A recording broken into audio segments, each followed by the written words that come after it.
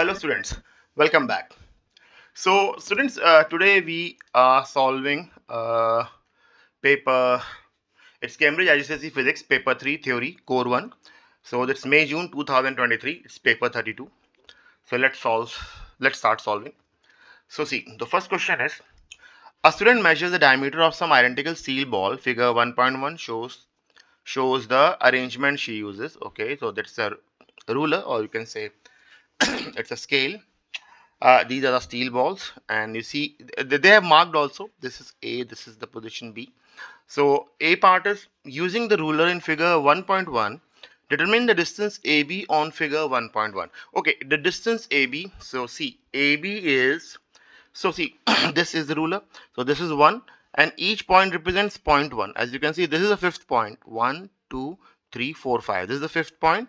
So A is actually 1.5. A is 1.5. What is B? Now see, each represent 1.1. This is 5.5. Okay, so this is at 5. See, till here is 5, 6, 7, 8. So this is 5.8. So what we have to do? We have to minus like 5.8 minus 1.5. So the distance is 4.3. So the distance AB is 4.3 centimeter. Okay. Use the distance AB to determine the diameter of one steel ball.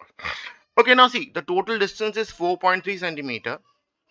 So see, diameter is from here to here.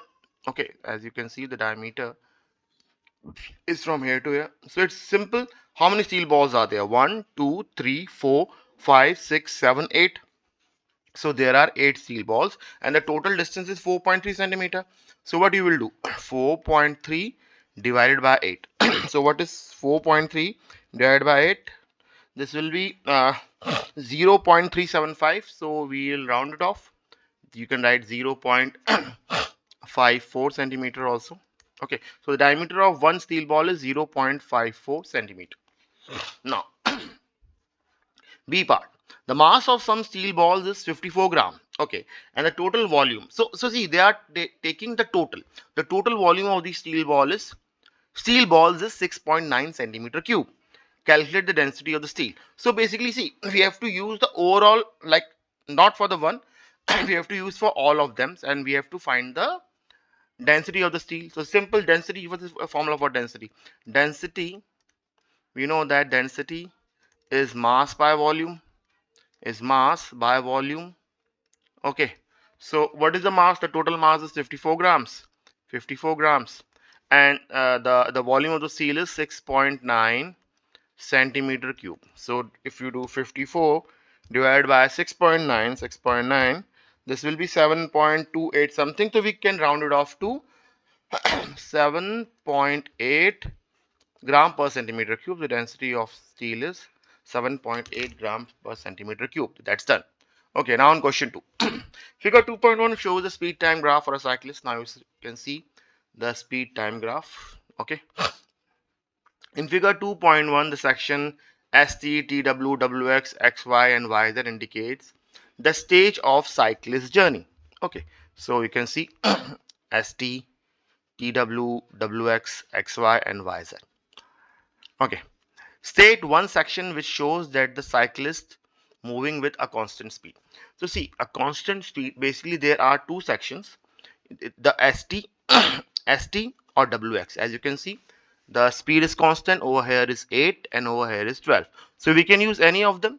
So constant speed, you can just write ST, represents the part. As you can see, this is ST, represent the part at constant speed. Okay, now constant deacceleration. See, deacceleration means its speed is decreasing. So this is from like X to Y. As you can see, and the speed was 12 meter per second, and now it is 0. So this is the part where it is deaccelerating. So this will be, you write here, XY. Okay, constant non-zero acceleration. Now they are talking about non-zero acceleration. So see, the TW represents acceleration and XY represents deacceleration. Okay, but they are talking about non-zero. So it's not about positive or negative.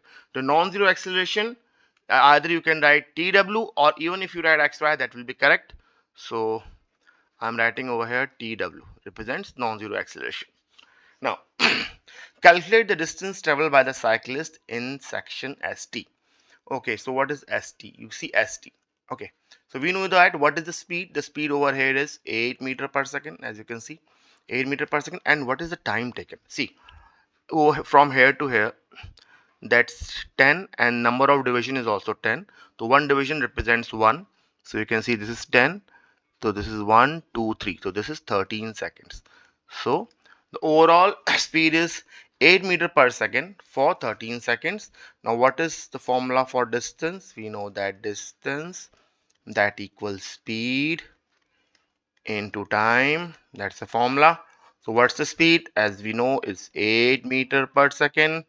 And what's the time? Is 13 seconds. Second cancel. What is 13 times 8? That is 104 meter. So distance traveled is 104 meter. Is the distance traveled. Okay. Now C part. In figure 2.2 shows the horizontal force on a cyclist. Okay, you see the horizontal force. There are two forces. One is acting on the mm, on, you can see, in the forward direction, and the other one is acting in the backward direction. Okay. Calculate the size of the resultant force on the cyclist. As you know, 220 Newton towards, you can say, forward or towards right, 160 left. So what will be the total? Total will be 220 minus 160. How much is this? 220 minus 160. How much is this? 60. So this is 60 Newton, but that will be towards the right direction, or you can say the forward direction in the cyclist. So the size of the resultant force on the cyclist, resultant force will be 60 Newton. Okay. State the effect, if any, of the resultant force on the motion of the cyclist. So we know that. See, what is, we know the formula F is equals to m into a. So by this formula, as you know, mass remains constant, but there is a force of 60 Newton. So 60 Newton force means that particle, sorry, that object is undergoing acceleration. So what you can write? It is undergoing acceleration, or you can write in that the same thing, increase in speed, increase in speed. Okay, so either it's moving with constant acceleration or with increasing speed. And students, if you have not subscribed to my channel, then please do subscribe it, because your subscription motivates me to make such videos. Thank you. So let's start with the next question. Okay, a student has a battery powered torch. Figure 3.1 shows the torch. Okay, so this is the base of the torch. Okay, this is torch, this is the light switch, all this. Figure 3.2 shows energy transfer when the torch is switched on. Okay, energy transfer. Diagram is incomplete. Okay, now they are saying what is the energy stored. Oh, see, this we write chemical energy. Chemical. It's the chemical energy. Basically, the chemical energy from where? From the battery. So it's a battery that you are getting that chemical energy. Then electricals that are working, that's fine. So it will change to light energy. That's obvious. Light energy, because its torch is giving out light. So chemical energy from the battery is converted to light energy. And also to the thermal energy store. Thermal energy store means, that means how much amount of energy that will, you can say, wasted or go to the surrounding because of the heat. Because when the light bulbs, because the bulbs when lighted, they becomes hot, and that heat is just lost to the surrounding. How much? See, this was 100 and converted to 70. So what's the remaining? 100 minus 70, we write 30 joules. So thermal energy stored is 30 joules. Okay. Shows the energy transfer in the torch by completing the labels on figure 3.2 that we have done. Okay, B part. The weight of the torch is 8.5 Newton. Okay, now they are talking about the weight. The total weight of this torch is 8.5 Newton. The student lifts the torch in a vertical distance of 0.80 meter to place it on a shelf. Okay. Calculate the work done by the torch on the torch by the student. Now see, to calculate the work done, see, let's go to the whiteboard. Now to calculate the work done on the torch, basically see, the torch has gained the height. So basically the potential energy of the torch, see, that student has done the energy which is be calculated by the potential energy mgh, and this is actually equal to the work done on the torch. Okay, now what is this mg?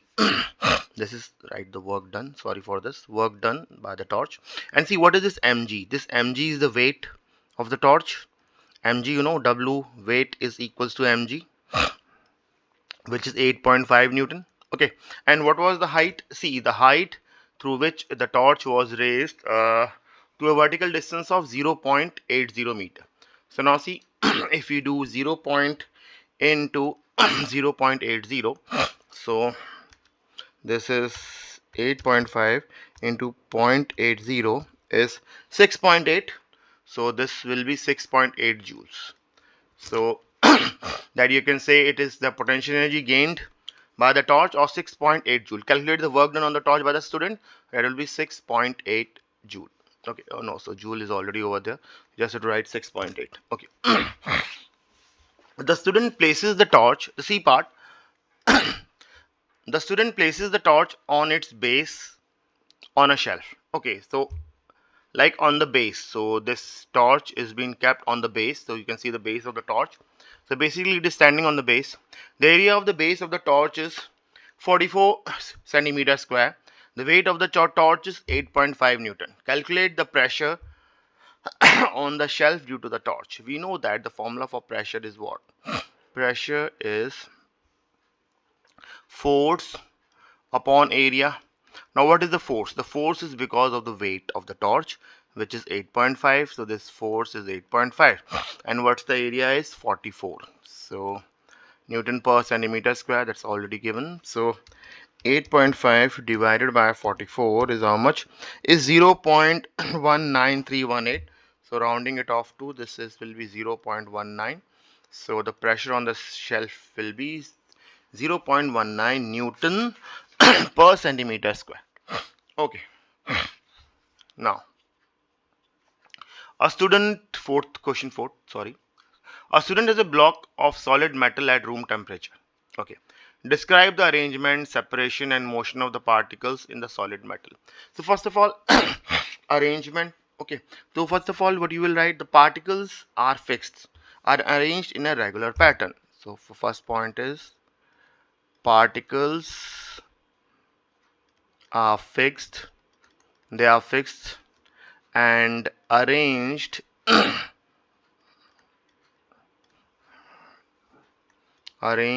in a regular pattern. regular, regular pattern.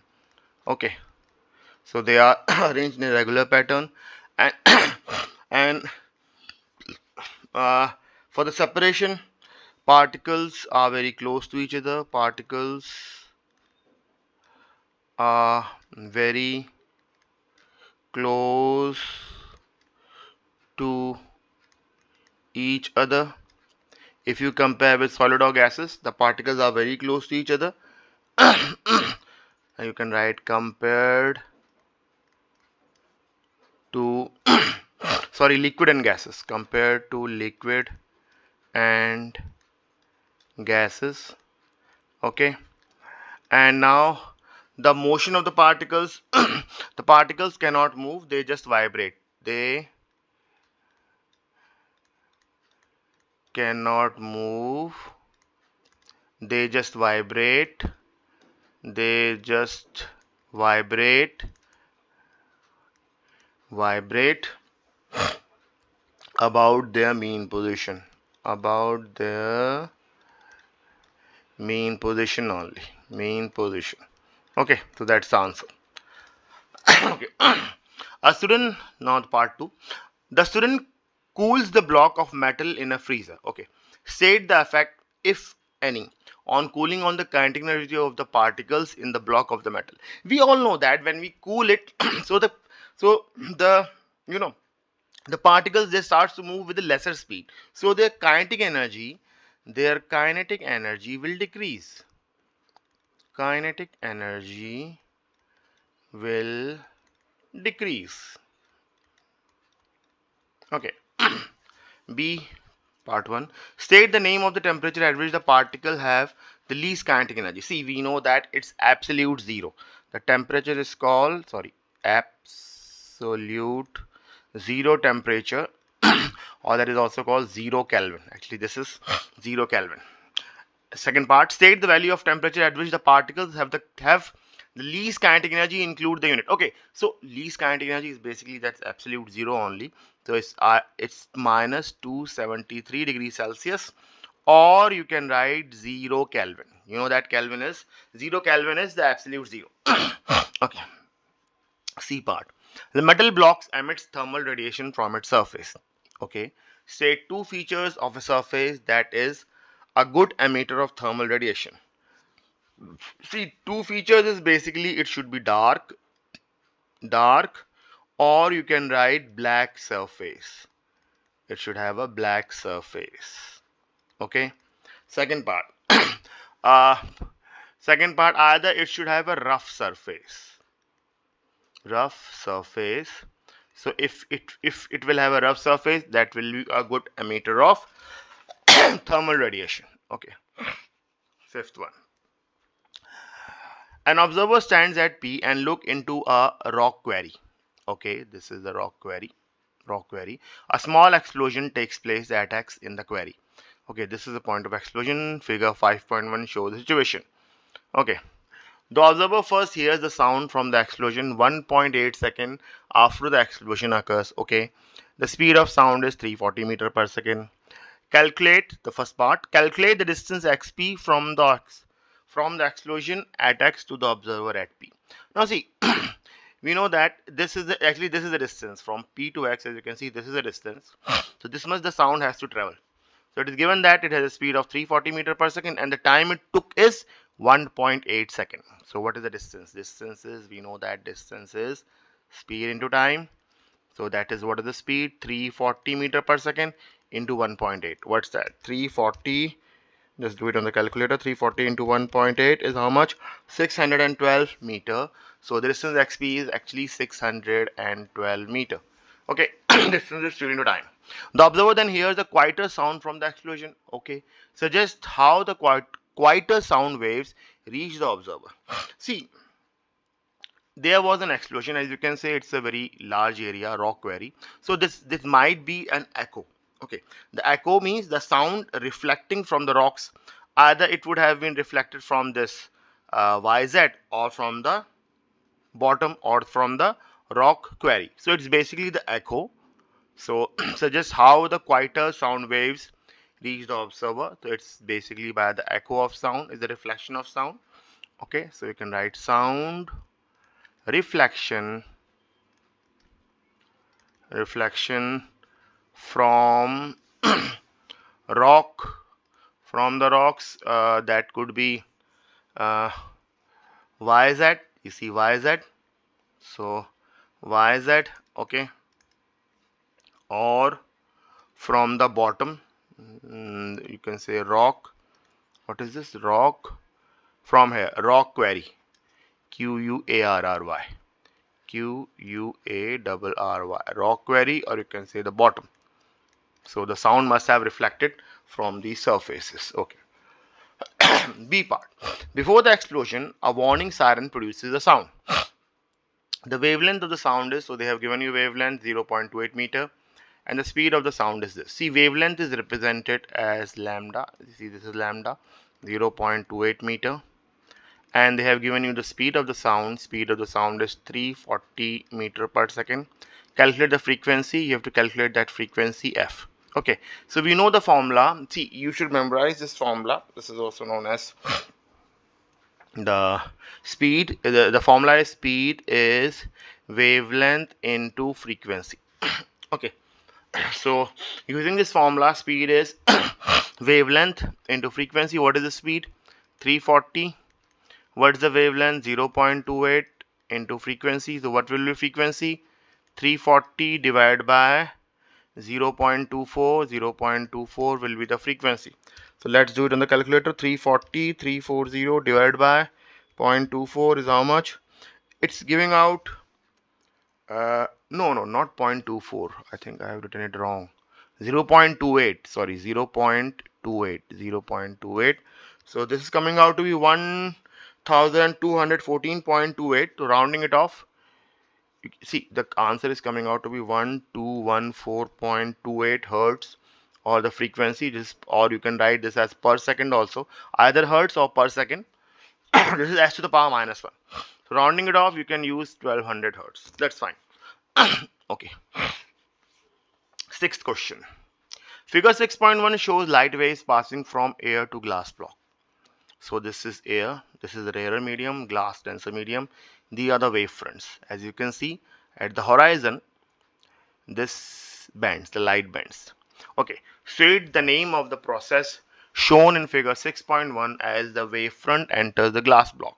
We know that this process is known as refraction.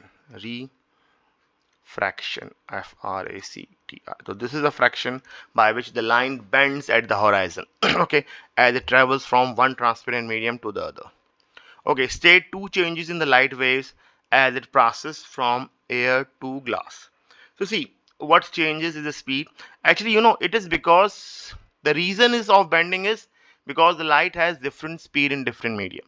So obvious light will have some speed in air, but when it enters the glass, it will have a different speed. So it is the speed which changes, and you should know frequency remains constant. Frequency will remain constant, and what changes is the wavelength. So the speed and the wavelength which changes. Okay. Now, figure 6.2 shows a ray of red light traveling through a glass fiber. As you can see, this is this process. This process is internal reflection. The glass fiber is made up of solid glass. Okay. State and explain how the ray of red light travels through glass fiber as shown in figure 6.2. So basically, that there's a you know it's a red light. Whenever a light travels from denser to rarer medium, it bends away from the normal. Okay. So you can say that the ray of red light traveled by, how it is traveling by total internal reflection. The ray traveled from rarer to denser medium. So this is how a ray of red light travels. Okay, so it travels by the process called total internal reflection. So I'm writing total internal reflection.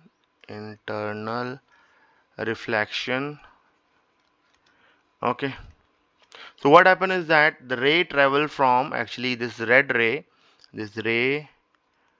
of red light traveled travel from denser to rarer. It is actually, there are two mediums in this, denser to rarer.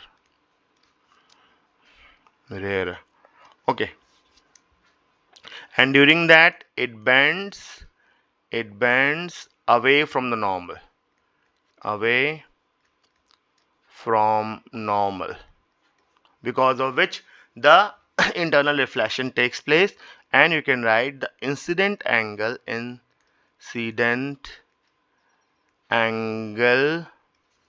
is greater than the critical angle. You know what's a critical angle is? Critical angle is the angle of incidence at which the angle of refraction becomes 90 degree. Okay. Oh, seventh question. A student uses permanent magnet to lift some unmagnetized nail. Okay, so these are magnetized nail. Some of the nails are made up of iron and some are made up of steel. Okay, so these all are steel nails on the left hand side. These all are iron nails on the right hand side. Figure 7.1 shows the magnet lifting the nails. Okay, this is the North Pole, South Pole. Each nail lifts the nail below it by induced magnetism. Yeah. Describe what is meant by the induced magnetism. See, induced magnetism is what? When an unmagnetized piece of magnetic material over here, which is nail, becomes a magnet when it is placed near a magnet. Okay, so this was these both steel and the iron are magnetic material, so they become magnetized when they are kept near the magnet. Okay, so what is meant by the magnetism? So we can write an unmagnetized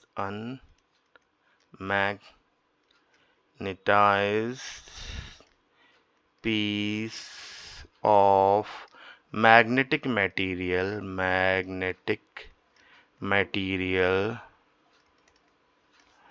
over here is nail, becomes a magnet when it is placed near a magnet. Near a magnet. Okay, so that is induced magnetism. A student, the second part, the student leaves the nail attached to the magnet for several hours, then removes the magnet. Okay. State the difference between the magnetic property of iron nail and the steel nail. So basically, see, iron nail is not going to retain the magnetism, but the steel nail will. So we'll write steel nails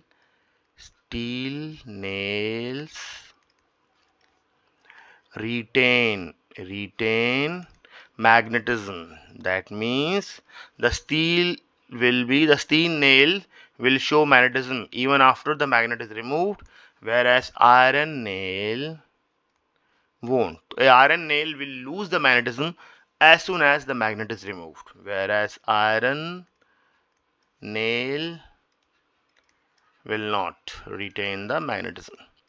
Okay. Now B part. A metal wire XY is connected to a voltmeter. Okay. The wire is placed between the poles of a magnet. Figure 7.2 shows the arrangement. Okay. State the reading on the voltmeter when the wire is stationary between the poles. Now see, when the wire is stationary means this wire is not cutting the magnetic field lines. And when the wire is not cutting the magnetic field lines, there is no induced current. Hence, the voltmeter will show reading. What will be the reading? Reading is 0, a big 0, no movement. Give reason for the reading on the voltmeter when a wire is moving in the direction as shown in figure 7.2, moving in the direction when it is moving in this. So basically, in this case, this conductor is cutting now the magnetic field lines. So because of this, that produces an induced current in the wire, and hence the voltmeter will show the reading. So you will write, let's make the pen a bit thinner so that so conductor is, so in this case conductor is moving and it is, you can say, cutting the magnetic field lines, cutting the magnetic field cutting the magnetic field lines. So because of which, and when it cuts the magnetic field lines, that produces says induced electric current, and hence that shows that voltmeter will show some reading. Okay. Oh, the next question, 8th. A student uses a circuit in figure 8.1 to measure the resistance of a heater in the circuit. Okay, to measure the resistance, this is a variable resistor. So these two are connected. This is battery, this is the heater. Okay. The symbol for the meter in figure 8.1 are incomplete. Okay, complete a symbol for the 2 meters by writing the circles in figure 8.1, 8.2. We know that voltmeter is connected in parallel. So this is a voltmeter which is connected in parallel, and ammeter is always connected in series. So hence A and B, that's the correct labeling. The current in the heater is 1.4 ampere. Okay, heater is 1.4 ampere, and the potential difference across the heater is 8 volt. Calculate the resistance of the heater. Okay, so what is the current? Current I is equals 1.4 ampere they have given, and the potential difference is 8 volt. Okay, we know that from the Ohm's law, what's the Ohm's law? V equals to IR. By the Ohm's law, we know this formula V equals to IR. So what will be R? R is cross multiply V by I. R will be V by I, that is 8 upon 1.4. So what is 8 divided by 1.4? Is this is 5.714 something common. So let's round it off to 5.7. The resistance is 5.7 ohms. The unit of resistance is ohms. Okay. C part. The heater is switched on for 30 seconds. Okay. The current in the heater is 1.4 ampere and the potential difference across it is 8 volt. Calculate the electrical energy transferred by the heater during 30 seconds. So see, during those 30 seconds, so if we go to this, let's go to the blackboard. See, what is the heating effect? See, H is what? H, the formula for the heating is I square RT. Okay, I square RT. Okay, so instead of R, see, by the Ohm's law, we know that V equals to IR. Okay, so we can write R as V by I. So V by I, this is equals to R. So hence H is I square. R is V by I into T. So we can cancel this I. So what is H? H is I into V into T, or you can write H equals V into I VIT, V into I into T. So using this formula, V into I into T, so V into I into T, what is V? Potential difference is 8. What is the current? I is the current, which is 1.4. What is the time? 30. So this is 8 into 1.4 into 30 is how much? 336. 336 joules. So the electrical energy transferred is 336 joules of electrical energy is transferred. Okay. Ninth. A student has a desktop computer that connects to the 240 volt AC mains electrical supply. Okay, shows the desktop computer. So this is 240 volt. The desktop computer has an on-off switch in one of the wires that connected to the main supply. Okay, state and explain which wire includes the switch. See, the on-off switch should lie in the live wire.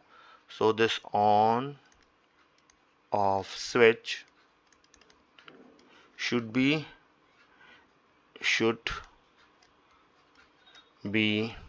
in the, see, first of all, it should be in the live wire, because when you switch it off, there is no current, because it's the live wire which carries the current. Okay, so but you will write when it is switched off, the desktop is also disconnected. When it is switched off, first of all, the desktop sorry, this is DE, sorry for this, DESK, desktop is also disconnected. Okay, so when not in use, we'll switch this off. So desktop will also be off to save electricity. CK is also disconnected. And also when there is no current, it's connected. Also when there is no current in desktop, yes, desktop, so you can say that there will be no danger of getting electrical shock, getting electrocuted, or on getting electrical shocks. Okay. B part. The desktop computer uses a transformer, okay, to change the 240 volt to 12 volt. See, 240 volt to 12 volt. That means a step down transformer. Okay. Say, yeah, the question first part is state the name of this type of transformer. So this is a step down transformer, because the voltage is decreasing over here. So this is step down. Sorry for the handwriting. Step down transformer. Okay. Describe the construction of this transformer. You may include a label diagram. Okay, first of all, see, include a label diagram. See, first of all, there is a laminated core. See, you can make a laminated core like this. So this is a laminated core. Sorry, this one is the laminated core. Okay, then you have the windings, okay, over here. This, you say this is the load, as this is step down transformer, so this is the inlet, so this will have more windings as compared to this. This is, you can write AC voltage source. Okay, so this is step down transformer, so that's why I have done like this. and laminated core, and this is also, and these are copper wires, copper wire. Okay, and this laminated core is actually made up of soft iron core, soft iron core. Okay, so this is known as the primary winding,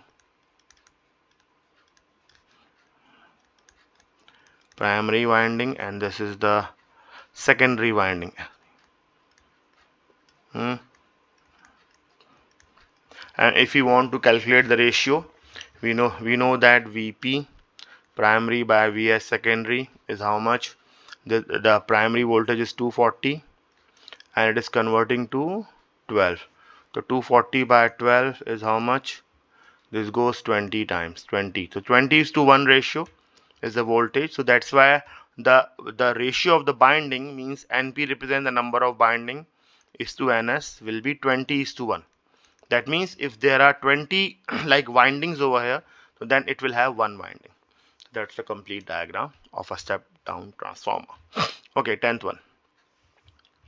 Iodine 131 is radioactive isotope of the element iodine. Figure 10.1 shows the nuclide notation for a nucleus of iodine 131. So iodine 131 53, we know that is the mass number, this is the atomic number. Determine the number of proton in one nucleus of iodine 131. So we know that this is the proton number. That proton number is the number of proton number, or the atomic number. What I mean to say is that so that atomic number gives you the number of protons, which is 53. Determine the number of neutrons in one nucleus of iodine 131. So this is the mass number, this is the proton number. So that will be 131 minus 53 will be the number of neutrons. So that will be 131 minus 53. Number of neutrons is 78. The number of neutrons is 78. Okay. Yeah. When the nucleus of iodine 131 decay, it emits beta particles. Okay, beta particle and gamma rays.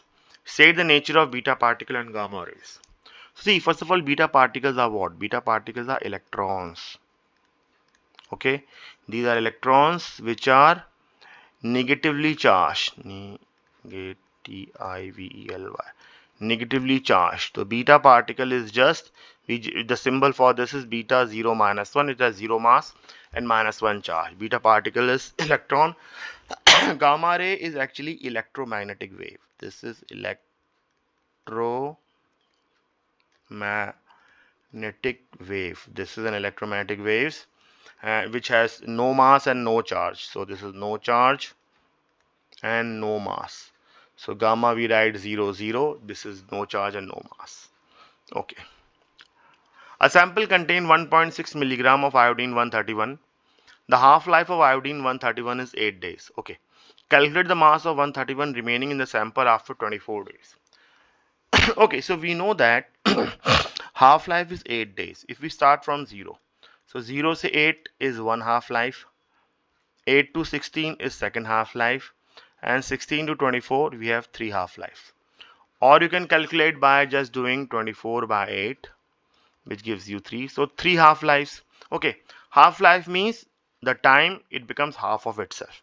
So initially is 1.6 milligram. Okay, so in first half-life it will be half of it, that means 0.8.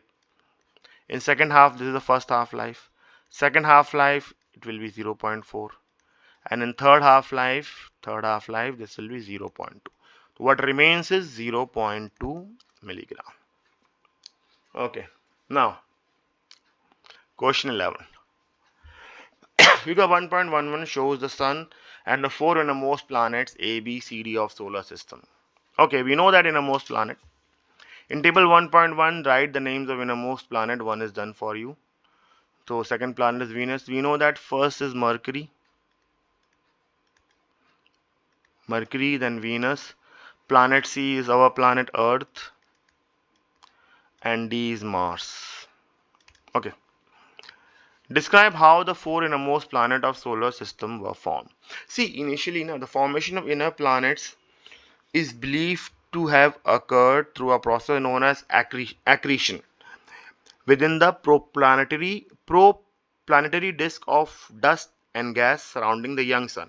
Basically, it was from the sun only, and these, because of the gravity, these layers, these because of the gravity, they become larger rocks and boulders because of the gravitational attraction, which leads to the formation of planetary core. So basically what we will write, see, the formation of inner planet, see the formation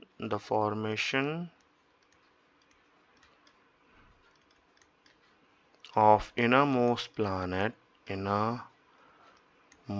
planets occurs, that's the process called, known as the process called accretion, which is ACCRETION.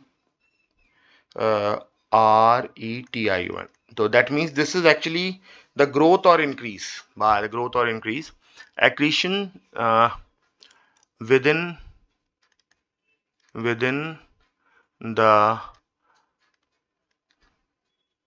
protoplanetary disk of dust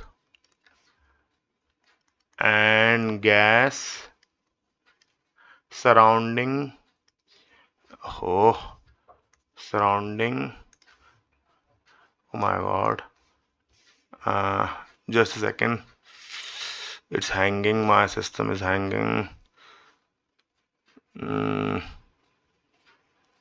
Actually surrounding dust and gas, I don't know what is happening. Yeah, dust and gas surrounding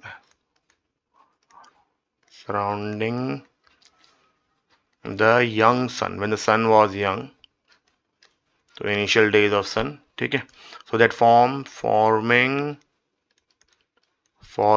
layers, sorry, forming large rocks or boulders because of gravitation, because of this gravitation, it starts forming larger rocks. Gravitation, okay, gravitation attraction. So this actually leads to